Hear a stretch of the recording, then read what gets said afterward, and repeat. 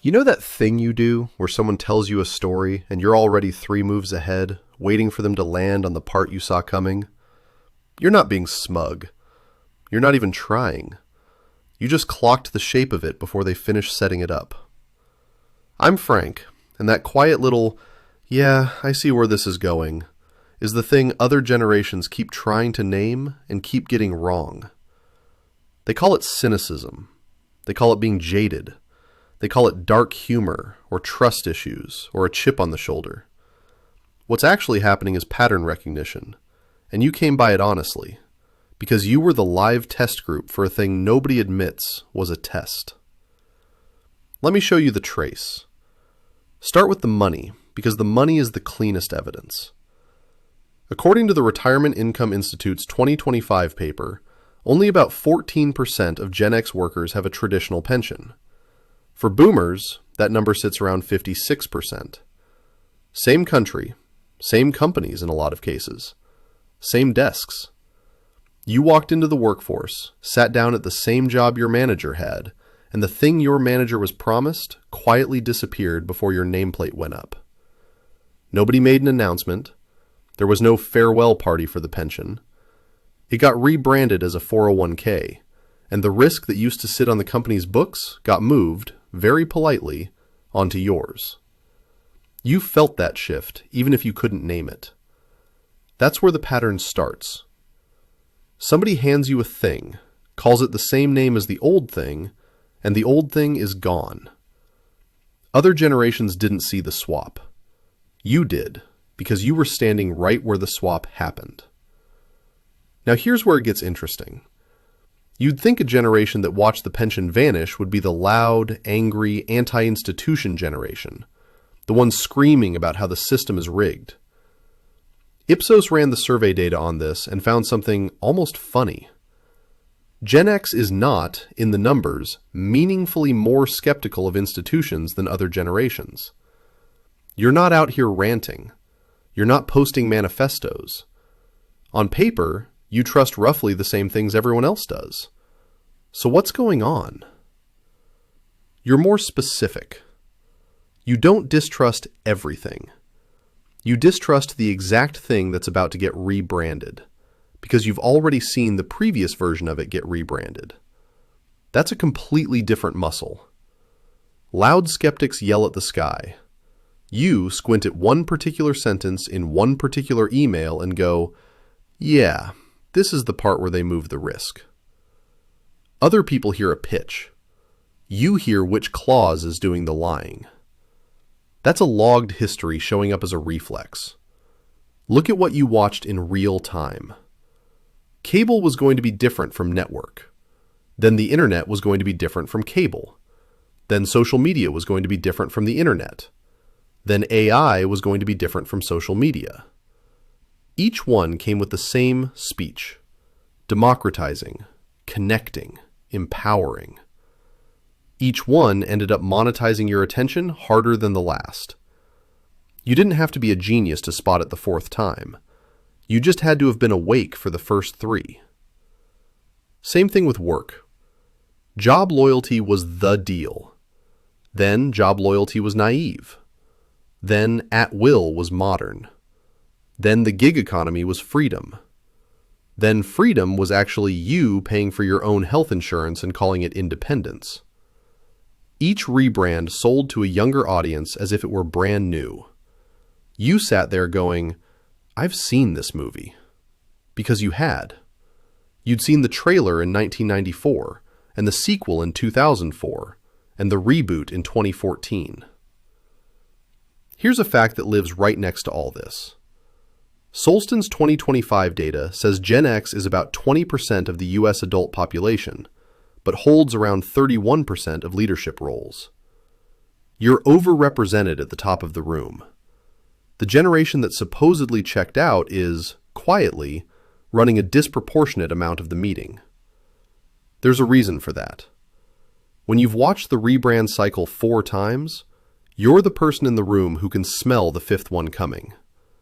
That's a useful person to have around when budgets are on the line. You don't always get credit for it. You get hired for it. And it shows up at home, too. Pew Research, cited in the 2025 Retirement Income Institute paper, says a large share of Americans in their 40s are caring for an aging parent and their own kids at the same time. You're funding two generations sideways while saving for a retirement that, according to the Schroders 2025 U.S. Retirement Survey, you already expect to come up about $400,000 short on. The gap, the biggest of any generation in the survey, lives outside your head. You did the math.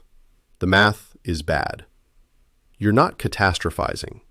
You're reading the spreadsheet. This is why the bullshit detector is so finely tuned. It got stress tested by your actual bank account.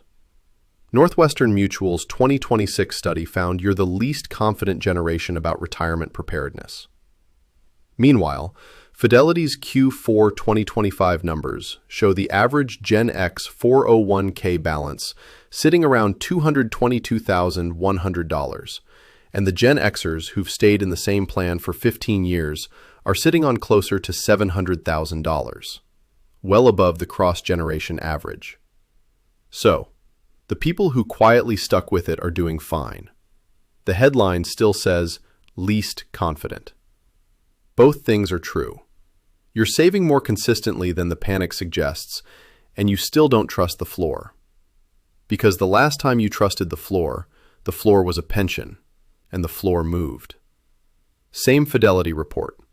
About 1 in 4 Gen Xers have an outstanding 401k loan. Highest rate of any generation. That's the only piggy bank in the house with real money in it, while the kid needs braces and your mother needs a stair lift. You're not rating the future for fun. You're triaging. Before I keep going, I've been working on something on the side. A book called Psychology of Gen X. It gets into a lot of this. The stuff that got wired into you young and what it's doing to you now. The patterns you can't quite explain about yourself. Links in the description if you want to look. And to everyone watching and sharing this stuff, genuinely, thank you. If you want to go a step further, there's a Patreon too. Subscribers get early access to videos with no ads, and you help keep the channel running. That link's right there as well. QR codes on screen. Okay, so where does the seeing what others don't actually live? Let's get into the behavior, because that's the part nobody talks about cleanly. You read meetings differently. Somebody pitches a new initiative, and you can tell within about 90 seconds whether it's real or whether it's something a VP is going to put on a slide and walk away from in 6 months. Younger colleagues take notes. You watch the body language of the person presenting. You're checking commitment versus theater. You've seen enough launches that didn't launch to know the difference between something with budget and something with a logo. You read job listings differently. Fast-paced environment reads to you as, we're understaffed. Wear many hats reads as, we're not hiring the other people we need.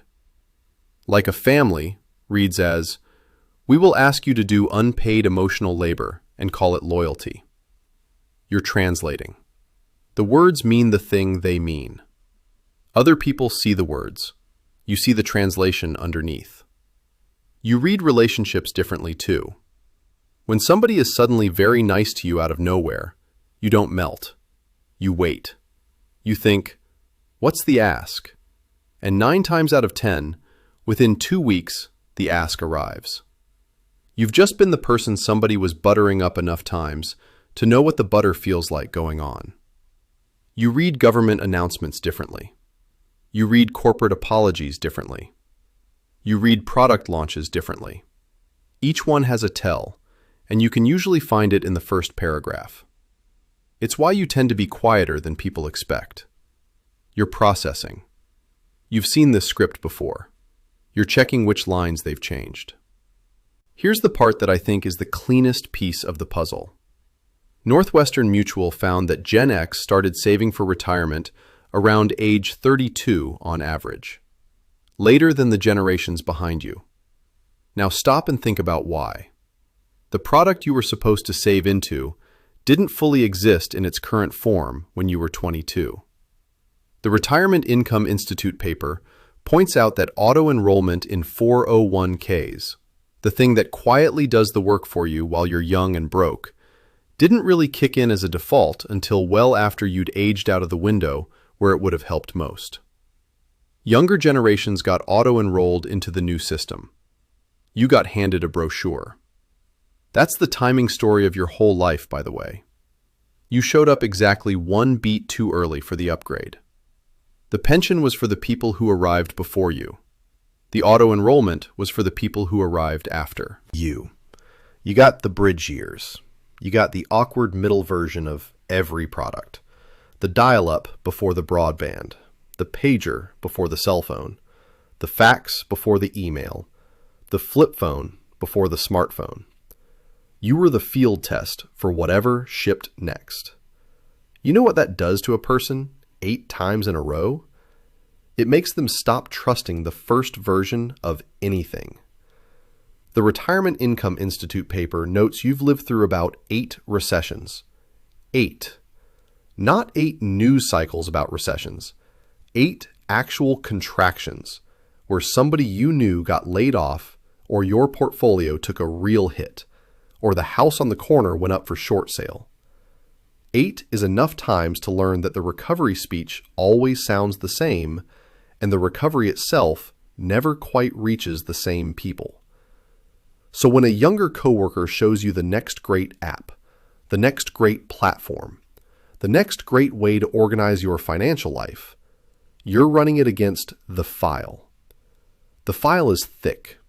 The file goes back to 1987. Now, here's the contrarian beat, because I promised you one. There's a peer-reviewed study out of Frontiers in Psychology, a big one, more than 82,000 applicants tested between 1987 and 2019, that looked at personality traits across Generation X, Y, and Z. The measured differences between generations were real, but smaller than the cultural narrative makes them sound. Meaning, the wiring isn't that different. The story is different. The exposure is different. The timing is different. But if you strip the labels off and just looked at the people, you wouldn't find a wildly different species. You'd find humans who happen to walk through different decades. Which means the thing you have is a Gen X situation more than a Gen X superpower. You were placed different. You stood at a specific window during a specific stretch of history when a specific number of institutions did a specific kind of pivot, and you saw the pivot because you were standing there. Anyone standing where you stood would have learned the same lesson. The lesson stuck because you got it 8 times. That's actually the more flattering version of the story, because it means the skill is transferable. You can hand the pattern recognition to your kid. You can hand it to your team. You don't have to gatekeep it as a generational trait. It's a literacy. It's reading what's happening without anyone telling you to. One more thing, because I think it matters. The reason younger generations sometimes look at you and read you as cold, or checked out, or jaded, it's because the surface of pattern recognition looks a lot like indifference. You don't gasp at the announcement. You don't post the outraged take. You don't share the breathless headline. You nod once and start adjusting your behavior accordingly. From the outside, that looks like nothing. From the inside, you're already 3 moves into the response. That's the thing they're missing about you. Quiet is processing speed. By the time the room is reacting, you've already filed it, compared it to the last 4 versions, decided which version this one most resembles, and started prepping for the version of it that's going to show up in about 18 months. You don't perform the work. You do it. And honestly, that's the move. Don't perform it. Don't argue with the people who don't see it yet.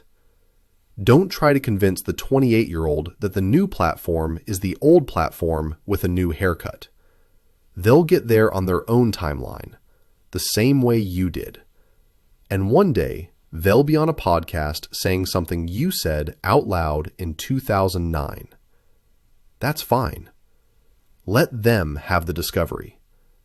You've got a sandwich to make, and a parent to call, and a 401k to not borrow against this month.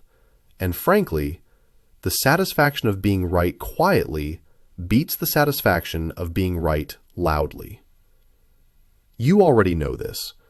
It's why you're smiling a little right now. The thing you see that other generations don't isn't a single trick. It's a stack. And the stack is worth naming out loud so you stop second-guessing yourself when it fires. You see timing. You can feel when a thing is being announced 2 quarters too late, when a layoff round is being teased before the email goes out, when a relationship is ending 3 conversations before anyone says the word. You're calibrated. 8 recessions will do that. You learned that the official announcement is always the trailing indicator, not the leading one. So you stopped waiting for the official announcement to start moving. You see substitution. When a word gets swapped for a softer word, you notice the swap. Restructuring instead of firing.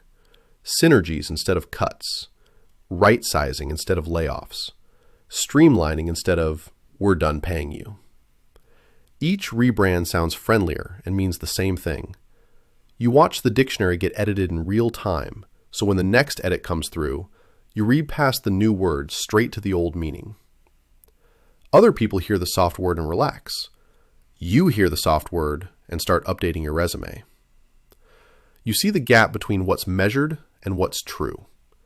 You'll read a headline that says the economy is great, and then look around your actual neighborhood and clock that 3 houses are quietly for sale by people who don't want to admit they need to sell. You'll hear that unemployment is low and notice your friend has been consulting for 14 months. You don't argue with the number. You just don't let the number override what your eyes are telling you. That's a discipline most people lose by 30. You kept it because the numbers lied to you specifically, with receipts, more than once. And here's the part I want you to actually take with you. The Schroders gap, the Fidelity loan rate, the Northwestern Mutual confidence number, those aren't character flaws. They're a generation absorbing the cost of a policy transition that happened mid-career, while also funding the generation above and the generation below, while also being told to be grateful for the flexibility. You're carrying. Somebody handed you that load without asking.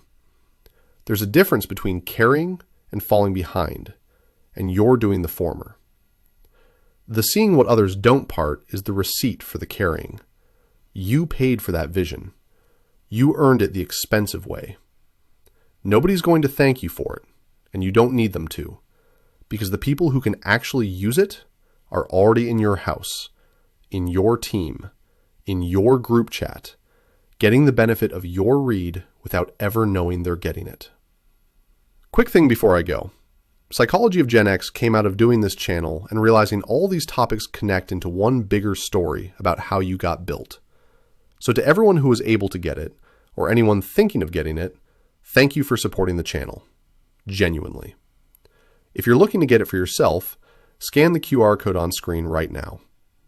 Alright, go watch the one on the screen. I think it's the right one for you.